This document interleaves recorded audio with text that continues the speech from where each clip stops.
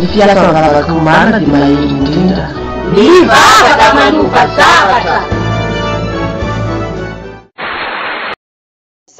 Izarana aminao indray teny velona sy mahery, mamono sy manafaka ary manasitrana sy manao fahagagana. Androany ary havana dia te hizara aminao izay indray teny anankiray izay teny fandrehantsika matetika angamba ho anao izay efa mpamaky tenin'Andriamanitra sy mpamonjy fiangonana. Fa kosa an'io dia tiako ho fantatra mazava hoe ity teny anankiray ity dia teny satrin'izao tontolo izao tsy exista intsony, satrin'izao tontolo izao ho foanana ho fafana tsy ao anatin'ny dictionnaire intsony ny teny hoe repentance na ny teny hoe fibebahana. Kanefa an'io dia tiako ny hizara aminao izay mandray izao tenin'Andriamanitra izao tsy natao fotsiny ho an'ny olona izay efa mahafantatra an'Andriamanitra sy mino an'Andriamanitra ity teny ity, na ho an'ny olona izay efa mpivavaka sy mpakany am-piangonana, fa an'io dia tiako ny hampafantatra anao hoe natao anao manokana, ho anao mihitsy izay miaino ankehitriny na mino ianao na tsy mino an'Andriamanitra dia teny velona sy mahery izao tenin'Andriamanitra izao. Andrasarasany any anatinao rehetra izay manakana anao tsy ahita ny fahasoavan'Andriamanitra, ary teny velona sy mahery anova ny fiainanao, teny velona sy mahery ampitsimbadika marina ny tantaram-piainanao. Ny baiboly dia milaza ry havana, ny baiboly no antsoina hoe tenin'Andriamanitra, ny baiboly no mirakitra ny tenin'Andriamanitra ary voasoratra ao anatin'ny soratra masina ao anaty baiboly fa velona sy mahery ny tenin'Andriamanitra ary maranitra noho ny sabatra roa lela ka manindrona ny hatrany anatin'ny atsika rehetra any. Izany no mahatonga anao raha miaino eto ankehitriny dia mety hatsapa ianao amin'ny fotoana anankiray hoe tahaka ny fiainanao manokana mihitsy izany resahako izany, tahaka ny ianao no resahako, tahaka ny hoe nisy olona mitantara ny fiainanao taty amiko. Kanefa dia tiako ny manazava aminao ankehitriny fa tsy nisy olona velively mitantara ny momba anao fa Andriamanitra mahafantatra anao, dia izany no mahatonga anao mandray ity tenin'Andriamanitra an'io ity satria te hanova indray ny fiainanao Andriamanitra. Mikasika ny amin'ny fibebahana ho iaho ny teny tiako zaraina, fibebahana teny izay voalaza ho amin'ny Marka toko voalohany ka ny 9:30 hoe rehefa nanomboka ny toriteny Jesosy dia izao ny teny voalohany nambarany hoe mibebaha ary minoa ny filazantsara. Ny fibebahana ry havana dia tsy hoe araka ny fahazahoan'ny olona betsaka azy hatramin'izay hoe fifonana alohan'ny atory ny fahotana tsy fantatra izay ny tanterahana sy ny anarana n'ilay fahotana. Tsy izany akory ny antsoina hoe fibebahana, tsy hoe fifonana rehefa alohan'ny misakafo ka hoe mifona mibebaka Andriamanitra ny amin'ny ota tsy fantatra. Tsy izany no antsoina hoe fibebahana. Tsy hoe akory hoe fifonana fitomaniana eo anatin'Andriamanitra hoe mifona Andriamanitra ny amin'ny ota tsy fantatra. Tsy izany ny fibebahana. Ny fibebahana dia tsy inona akory araka ny tantara izay nambaran'i Jesosy Kristy ao amin'ny Lioka toko 5:10 rehefa manambara sy miresaka Jesosy mikasika ny amin'ilay zanak'Adala izay nandao ny rainy nandeha nivelona tany amin'ny fivelomany ratsy niaraka tamin'ny ratsy ny tany dia voambara araka izany tantara nambaran'i Jesosy izany ny antsoina hoe fibebahana. Rehefa tany amin'ny fiainany ratsy ny tany ilay tovolahy, rehefa nanao ny fiainany izay daniny kibony izay nafinaritra ny sainy, nisitaka teo anatrehan'ny rainy, nanao izay tiany atao, nandeha araka ny hevi-patany fotsiny sy ny saim-patany fotsiny no heveriny fa tsara sy mety apety ny fiainany, kanefa tsy araka ilay sitrapon'ilay rainy. Rehefa niaina toy izany ilay zanak'Adala dia voasoratra ny tenin'Andriamanitra hoe tany amin'ny nisy azy tany izy dia tonga saina sy nahatsiaro ary nahafantatra ny ratsy no tanterahany sy ny ratsy iainany, ny fiainany ratsy misy azy tamin'io fotoana io. Dia tamin'izay fotoana izay ilay zanak'Adala niaiky tany anatin'ny rehetra tany, voasoratra ny tenin'Andriamanitra hoe ary dia nody tao aminy izy, nody tamin'ny sainy, nody ny sainy dia nihiditra tao aminy izy nahafantatra sy namantatra ilay fiainany ratsy izay iainany dia rehefa nahafantatra ilay fiainany ratsy izay iainany izay fantany mazava hainy tsara ny midekrira izany fiainany ratsy izany, ilay zanak'Adala dia nanapa-kevitra izy hoe ody any amin'ny raiko fa any amin'ny raiko ankehitriny misy hanina be ary na dia ny mpanompony raika aza dia mihinan-kanina tsara noho ny tenako aty amin'izay misy ahy izao a rehefa tonga saina tahaka izany ilay zanakadala nafantatra ny toeram-paratsiana misy azy sy ny fahotana izay nataony faratsiana nataony teo anatrehany ray zava-dratsy no tanterahany teo masony ray rehefa fantan'ilay zanakadala izany dia nanapa-kevitra izy nandao izany toerany izany ary dia niverina tany amin'ny rainy nafoy ilay fiainany ratsy rehetra nafoy ilay toeram-paratsiana rehetra nafoy ilay zava-dratsy teo masony rainy rehetra ilay zanakadala dia niaingaka nakany amin'ny rainy dia hoy ny voasoratra hoe rehefa nahita azy ny rainy dia niazakazaka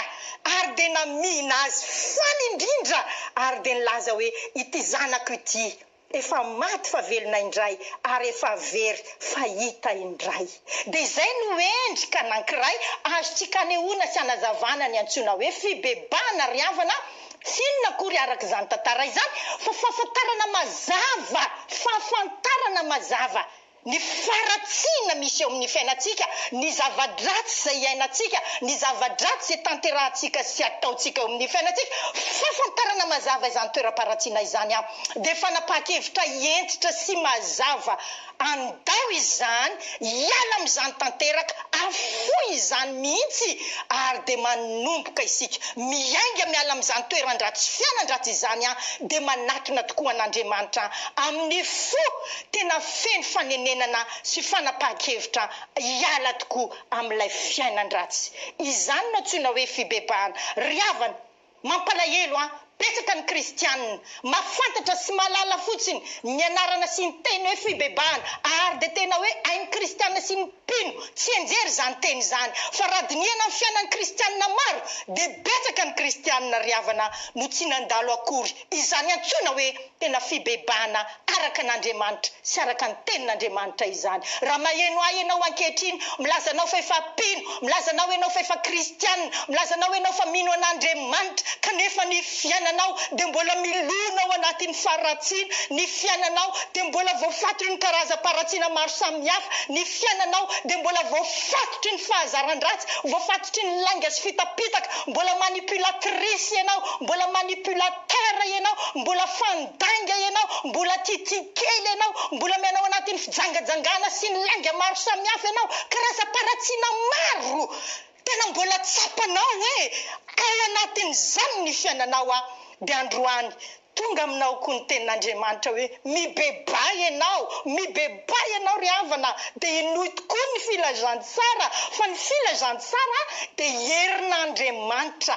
amonjen'Andriamanitra zay rehetra mindro vokatry ny finoan'olona marina ny filazantsara dia mahatomba ny gadragadram-pahotana rehetra eo amin'ny fiainany ho tapatapaka izany ny vokatry ny finoan'ny olona ny filazantsara vokatry ny fibebahan'ny olona dia mahatonga azy tafaverina eo anatrehan'Andriamanitra kanefa rehefa tafaverina eo anatrehan'Andriamanitra izy mino izany filazantsara izany dia tapatapaka ny gadram-paratsiana eo amin'ny fiainany tapatapaka ny gadram-pahotana eo amin'ny fiainany tsy hay teorikement fotsiny na tsy enjery fotsiny izany lazaiko izany fa iainana marina araka ny tenin'ny Jaona mpanao batisa ao amin'ny Matthieu 7 ka ny 9 hoe ako amovo miendriky ny fibebahana ianareo ry havana aza manao anakapoe izay efa mpivavaka riananina izay efa mpiangona isaka ny alahady izay efa mivavaka alohan'ny atory izay efa mpitory teny izay efa evangelista izay efa paster izay efa mpaminany izay efa loholona izay efa tena nosorana manana anjara fanompona diakona ninona anjara fanompona ao amin'ny fiangonana anankiray dia androany tonga aminao ny tenin'Andriamanitra hoe aza manao anakapoe manana ny Abrahama uraina Izahay fa lazaiko aminao androany fa Andriamanitra mahay manangana taranaka ho azy mahay manangana zanak'Andriamanitra be dia be ho azy mahay manangana indray olom-baovao iaina marina amin'ny tena fiainana manana vokatry ny fibebahana koa raha toy ianao ny anisan'ilay olona anankiray izay nireharehanao sy niononanao fotsiny le hoe izahay efa taranaka Abrahama izahay efa mpaminany izahay efa mpampianatra izahay efa mpanompon'Andriamanitra izahay efa mpanaradian Jesosy nefa ny fiainanao mbola olona voageja sy voafatotry ny faratsiana ianao dia hoy ny tenin'Andriamanitra aminao androany hoe mibebay ianao tianao Andriamanitra tena tianao Jesosy ary tsy miova ny herin'Andriamanitra mandraka ankehitriny mbola mahery matapatapaka ny gadra-paratsiana ho iaho averiko indray mandeha eo amin'ny fiainanao ny herin'Andriamanitra tsy miova Jesosy dia nanambara mazava tsara ao amin'ny Matio fa Andriamanitra dia tena tsara ary tsara tokoa izy teo amin'ny fiainanao ry havana tena tsara aminao ange Andriamanitra fantatrao ve izany Jesosy dia milaza fa mampiposaka ny masoandrony amin'ny ratsy fanahy sy ny tsara fanahy izy ary mampilatsaka ny ranon'orana amin'ny marina sy ny tsy marina ry havana tena tsara aminao Andriamanitra tena tianao Andriamanitra inonao tokoa izany ary tena marina izany fa tsy ampy fotsiny androany ry havana ny finoana hoe tianao Andriamanitra fa natao ianao hibebaka marina ary hamoha voamendriky ny fibebahana ry havana tsy zava-magaga zay tsy hain'Andriamanitra tena hain'Andriamanitra ny manafaka anao amin'ny olana zay lalovany fiainanao tsy mila akory ianao manery akolaka olona mba hahatonga anao hivany olanao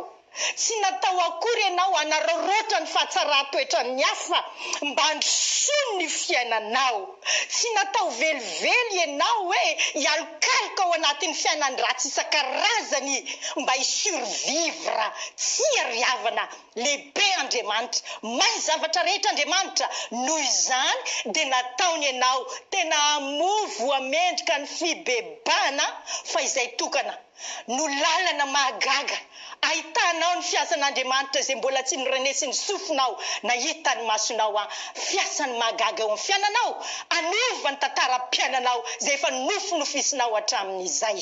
fantatr'Andriamanitra ny ry havana ny etaponao hoe fatany tsara mihitsy ny fanirinao ny tafavoaka eo amin'ny fiainana ary ny sandratan'ny fiainanao ny atonganao tena hoe vavolombelon'Andriamanitra marina satria mitay anao tokoa Andriamanitra fa hatateraka izany dia natao iaho averiko indray mandeha hibebaka marina ianao ary hamoha voamendriky ny fibebahana aza mamita tena ry havana aza mamita tena mahafantatra fotsiny ny tenin'Andriamanitra kanefa tsy mianaraka izany mahafantatra fotsiny ny tenin'Andriamanitra nefa dia mbona milona ao anatin'ny faratsiana isan-karazany manaova tahaka ilay zanak'Adala tena mahafoy une bonne fois pour toutes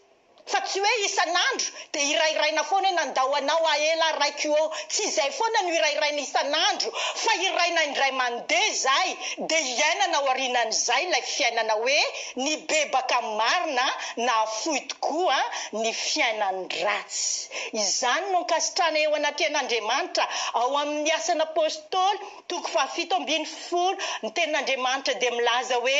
ary Andriamanitra ninitsy nijery ny androny tsy fahalalana fa ankehitriny kosa izy dia mandidy ny olona rehetra amin'izao tontolo izao hibebaka mandidy asa ianao Andriamanitra hibebaka marina hibebaka une bonne fois pour toutes tena izany no sitrapon'Andriamanitra andaozantsika tokoa ny faratsiana isan-karazany andaozantsika ny fiainana maro samihafa izay mbola misafotofoto ao anatin'ny fandrik'ilay ratsy afoizanao izany no sitrapon'Andriamanitra mandidy ianao Andriamanitra ny bebanao marina tena ho hitanao ny vokatry ny fibebahana marina ho hitan'ny olona rehetra ary ho hitan'izao tontolo izao ny olona izay mamoha voamendriky ny fibebahana ka fotoana mety androany ary toerana mety izao misy ianao eto ankehitriny miaino izao tena hibebahanao tokoa tsy mila miandro hoe rahariva alohan'ny atory ianao no mibebaka na hoe rehefa tonga any am-piangonana amin'ny alahady na hoe rehefa mahita ny namana sy ny havana matsakaiza ianao vao hibebaka tsia izao toerana misy ianao eto izao izao fotoana izao dia fotoana tena mety ary toerana tena mety natao hibebahanao tanteraka hibebahanao marina averiko indray mandeha fahafantarana mazava ny amin'ny fiainana ratsy sy ny faratsiana misy eo amin'ny fiainanao sy fanapa-kevitra entitra mazava foy izany fiainana ratsy sy faratsiana izany ary manaiky ianao iaina amin'ny fiainam-baovao miaraka amin'Andriamanitra miaraka amin'ny Jesosy Kristy mino an Jesosy tokoa ho tompo sy mpamonjy ny fiainanao dia izany no antsoina hoe fibebahana izay tadiavin'Andriamanitra amintsika zanak'olombelona fotoana mety androany ho iaho te hivavaka manokana ho anao tsika sendrasendra ny andro androany tena afaka ny tsy nitory an'izao ary afaka ny tsy naheno zao vidéo izao ianao fa renao izany androany satria mitonanao indray Andriamanitra tampafantatra anao ny areny famindram-pony amin'ny fiainanao izy ry havana tena maritra aminao anie famindram-pon'Andriamanitra mandrakizay ny famindram-pony aminao ary noho izany fahatsaraan'Andriamanitra sy noho izany faharetany famindram-pony izany indrindra no tokony tsy atafandromandry anao ankehitriny anenenanao tanteraka ny amin'ny fiainan-dratsinao rehetra satria lehibe loatra ny fitiavan'Andriamanitra mamparitra aminao mandrakizay ny famindram-pony izy aza abuzena izany aza lalavina izany aza mandromandro saina fotsiny ianao milona ao anatin'ny faratsiana kanefa dia fantatra hoe lehibe ny fitiavan'Andriamanitra anao ny fitiavan'Andriamanitra lehibe dia nasehony tamin'ny namoizany any zanany lahatokana nanomezany Jesosy Kristy ny ainy ho faty teo ambony hazo fijaliana raha manombo fandroany an Jesosy eo ambony hazo fijaliana ianao dia anenenanao mandrakizay izany fotoana mety anio andaozanao ny toeram-paratsiana fiainandratsinao rehetra andaozanao ny laingalainga rehetra ny fitapitaka rehetra ny fijangajangana rehetra fiainam-palotona rehetra ny fiainana milalao ao anatin'ny daniny kibo fotsiny sy ny daniny lofo rehetra fotoana mety androany tsy verinina ianao raha mahafoy izany tsy verinina ianao raha mandao izany tsy verina inona na inona ianao raha mandao ny faratsiana mandao izany ianao afaketana afabesatra afa-pahotana fiainam-baovao manana ilay herin'Andriamanitra no fiainanao ao aorianan'izay ka hivavaka ao anao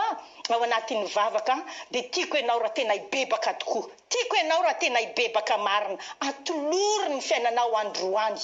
an'Andriamanitra hoe atolotro anao Andriamanitra eo ny fiainako afotro ny faratsiana rehetra afotro ny toeran-dratsiko hatramin'izay ilaozako tanteraka izany mamerimbery teny satria tena tiako raha isaraketo itsika dia azava aminao ny andro anio hoe andro tsy ho adinonao mandrakizay amoizanao izay rehetra mbola ratsy ny fikipikirinao ary izay rehetra mbola ratsy ny omenao toerana teo amin'ny fiainanao hivavaka ao anao ao anatin'ny vavaka dia mitenena hoe Andriamanitra zao ny fiainan-dratsiko mamindra fo amiko tokoa ianao izany mbola natratrarako sy nandrenesako izao tenin'Andriamanitra izao dia ilaozako izany afoiko izany ary antolotro ny fiainako ino an Jesosy ilay filazantsara famonjena izao tontolo izao hivavaka ao anao ataovy amin'ny fonao manontolo izany dia hivavaka isika misaotra ry Andriamanitra fa eto ianao Andriamanitra minitsy mijery ny andro ny tsy fahalalana ianao fa mandidy kosa ny olona rehetra amin'izao tontolo izao mba hibebaka ankehitriny fantatrao ireo rehetra izay tena mibebaka marina amin'izao segondra izao raiko mamindra fo aminy tokoa ianao satria tena tsara aminy tena lehibe ny famindram-ponao aminy koa dia raiso izy fa faosy diovy amin'ny rasony Jesosy zanakao tokoa ny faratsiana izay ilaozany sy afoiny amin'izao segondra izao ary aidinao aminy herin'Andriamanitra manapatapaka tokoa ny gadra-paratsiana rehetra eo amin'ny fiainany satria efa maty ho azy ianao Jesosy ary efa nitsangana tamin'ny maty ianao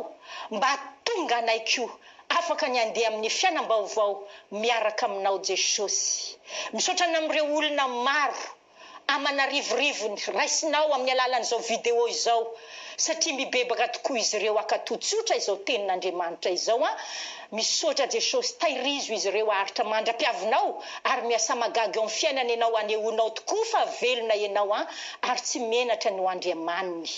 misaotra raiko tsara ny amin'ity anio ity nafanay tena nibebaka tokoa misaotra raiko malalako zanaka tianao izay ankehitriny rehefa miverina aminao tahaka ilay zanaka dala niverina tamin'ny rainy dia ny fihiny mafy be dia tena faly sy ravoravo izy hoe ty zanako ty efa maty fahita indray efa very fahita indray efa maty fa velona indray dia tahaka izany ny hafalianao ankehitriny mamihana ny tsirairay avy izay mibebaka tokoa dia tena ho hita tokoa ane eo amin'ny fiainany hoe mitondra ny vokatra izany fibebana izany izy raiko malalo izany no angatahako aminao amin'ny anaran'i Jesosy Kristy misaotra raiko malala misaotra fanamasina ny amin'ny fiasanao mahagaga anamarina izany teny izany eo amin'ny fiainany tsirairay avy misaotra indrindra ry Andriamanitra raiko amin'ny anaran'i Jesosy amen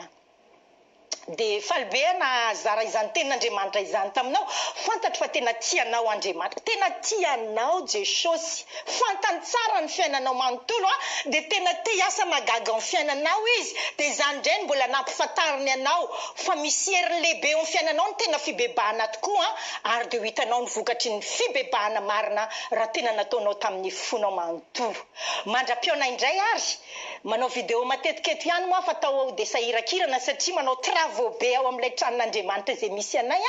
dia malakalana ny fanaovako vidéo fa kosa dia mahatsara mambavaka anareo rehetra izay mihaino sy manaraka izao vidéo izao Ramatoa Hery Daniel mpitandrina ny fiangonana Refi France no faly indray miaraka tamintsika tamin'ity vidéo ity mandra-piaona indray ary tahin'Andriamanitra indrindra tompoko